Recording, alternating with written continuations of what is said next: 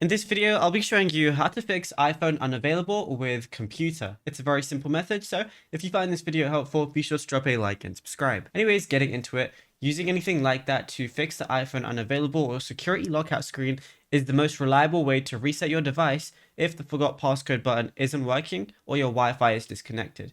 Now, this is going to reset your phone, like factory reset it, and you can restore your data afterwards on iCloud or the computer backup. So what you got to do is download and open up the Apple Device application from your Microsoft Store. And if you're on an older version of Windows, use the latest version of iTunes. And what you got to do is put your phone into recovery mode. So for iPhone 8 and later, just press and hold the side button and the volume down button until the power off slider appears, and then immediately connect your iPhone to the computer or Chromebook while holding the side button. And then while keeping that button held, release it only when you see an image of a cable pointing towards the computer icon. Then just click the iPhone icon in the Apple Devices app or iTunes, and then just choose Restore. Make sure you choose Restore and don't choose Update, as it rarely works for forgotten passcode. And then just wait for the download to, process for the iOS software on your PC.